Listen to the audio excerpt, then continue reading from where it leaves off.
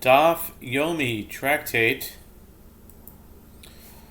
Sanhedrin, page 73b, top of the page with the words Mishum Dahai Lav. Previously it said, and had the merciful one wrote both of these, meaning the Torah wrote both of these, Mishum Dahai Lav Orchehu. V'hadeka Pagim La Aval Shar Arios de Orchaihu V'lo Nafish Pigmaihu Emala Kazavarkmanachet. One might say that these two alone are saved at the cost of their respective attackers' lives, because this for this one it is not his natural way, and that one he degrades. But one who rapes another of the other women whom relations are forbidden, whose natural way is to engage in intercourse with a man, and their degradation is not great, one might say that their attackers may not be killed. Therefore, the merciful one wrote sin to include this halacha to the other women and with whom relations are forbidden. And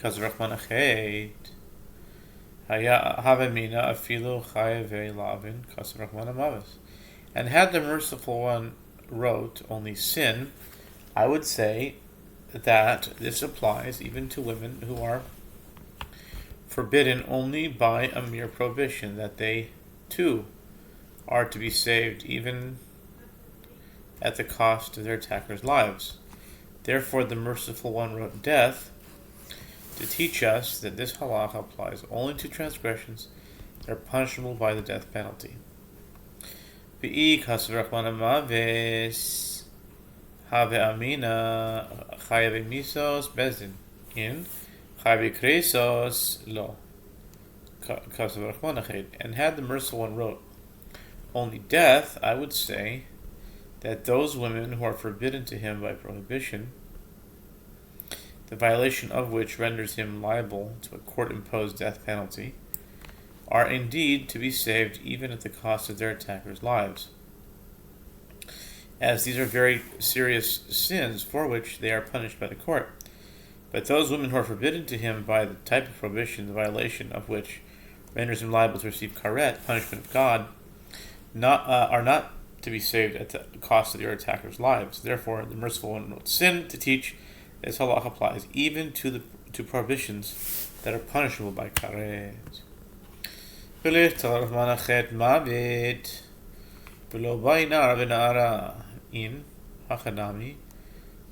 Hachanami, Ela Nara, Chad Mute Ovid. The Gemara challenges, but let the merciful one write only sin worthy of death, and it would no longer be necessary to specify Na'ar and Na'ara. The Gemara explains, yes, this is indeed so. The word sin worthy of death suffice to include all those who are included in this halacha. But Na'ar and Na'ara are mentioned here not to include a case, but rather to exclude a case.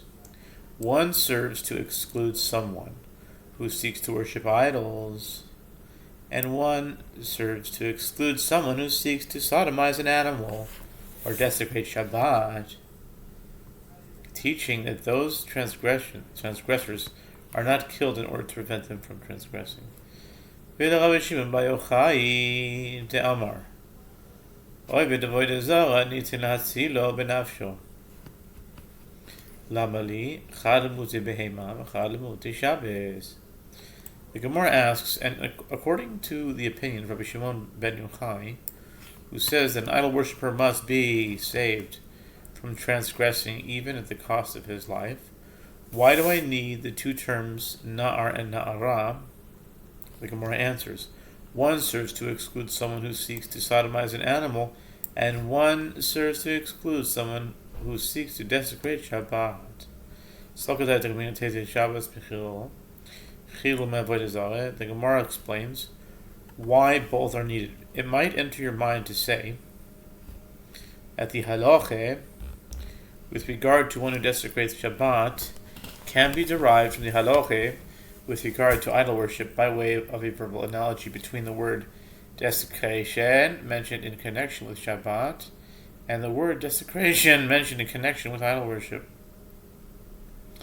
Consequently, you might think that one who seeks to desecrate Shabbat must also be saved from transgressing, even at the cost of his life.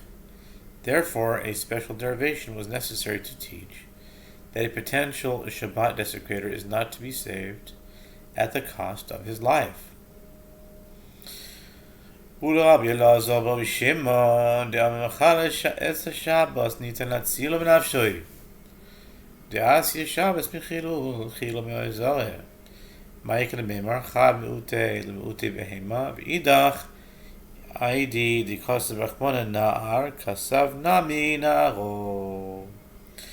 The Gemara asks, and according to the opinion of Rabbi Elazar, son of Rabbi Shimon, who says that one who comes to desecrate Shabbat must be saved from transgressing even at the cost of his life, because the halacha with regard to one who desecrates Shabbat can be derived from the halacha with regard to idol worship by way of a verbal analogy between the word desecration mentioned in connection with Shabbat and the word desecration mentioned in connection with idol worship. What is there to say? The Gemara answers, one exclusion serves to exclude someone who seeks to sodomize an animal.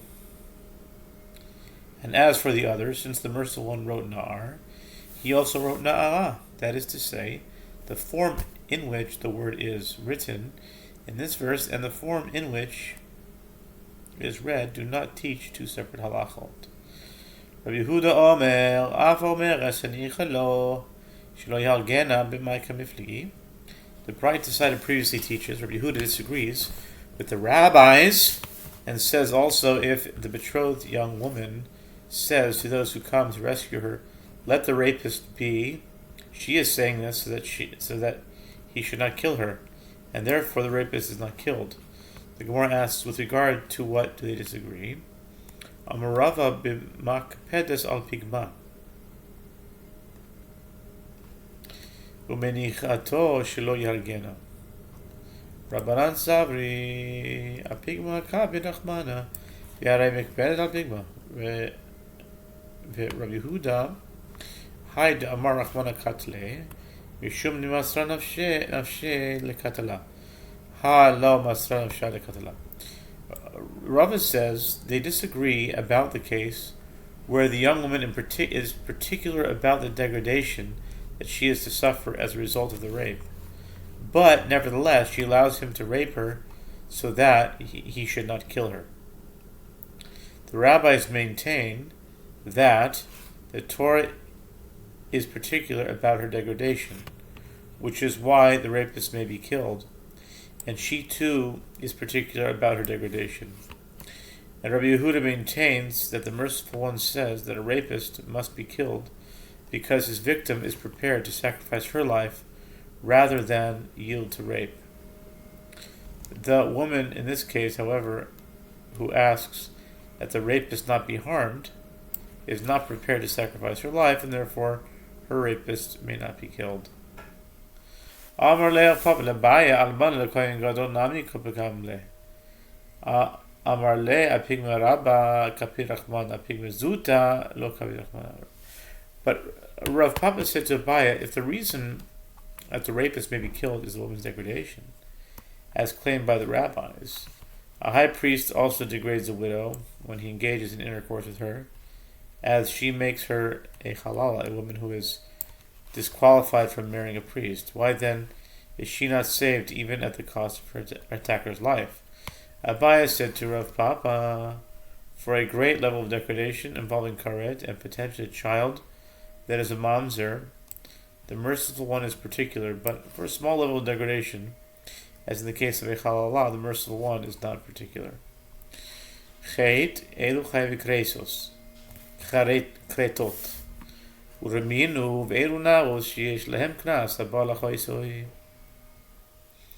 The Braita taught that the word sin is referring to women who are forbidden to a man by a prohibition, the violation of which renders him liable to receive karet. From here is derived that a man who attempts to rape a woman who is forbidden to him under the penalty of karet may be killed. The Gemara raises a contradiction between this and what is taught in the Mishnah, Ketubot 29a. There are the cases of young women for whom there is a fine paid to their fathers by one who rapes them, and the list includes one who engages in intercourse with his sister. One who engages in intercourse with his sister is punished with karet, and accordingly a woman being raped by her brother may be saved even at the cost of her brother's life. Whenever one is liable to be killed by the hands of people, even if the transgressor is not killed, the transgressor is exempt from paying any fine or payment. Therefore, since one attempting to rape his sister may be killed, he should be exempt from the fine ordinarily imposed upon a rapist. Amur Rabbana coming to Rav Chisda Mishas Hera Lipakmo Iptar Lamikatola Memoin Lamishan Mantingal Bio. The sages stated this solution before Rav Chisda. From the time of the initial stage of intercourse, when he has already degraded her, as she is considered to have engaged in intercourse from that time, he is already exempt from being killed, as it was taught in a Braita that once this sin has been committed and the woman has been degraded, the rapist may no longer be killed. But he does not become obligated to pay any money until the conclusion of the act of the intercourse, when the signs of virginity are completely taken away. Since the two types of liability are not incurred simultaneously, there is no exemption from paying the fine.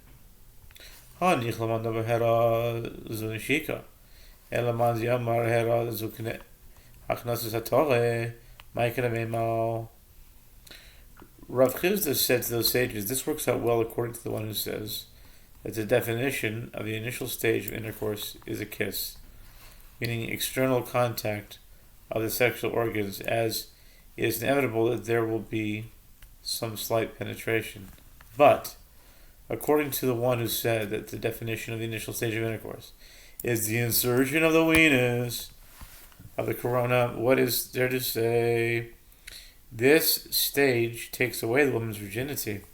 From the time of the initial stage of intercourse, she is no longer a virgin, and he becomes liable to pay a fine at the very moment that he may be killed in order to save him from his transgression.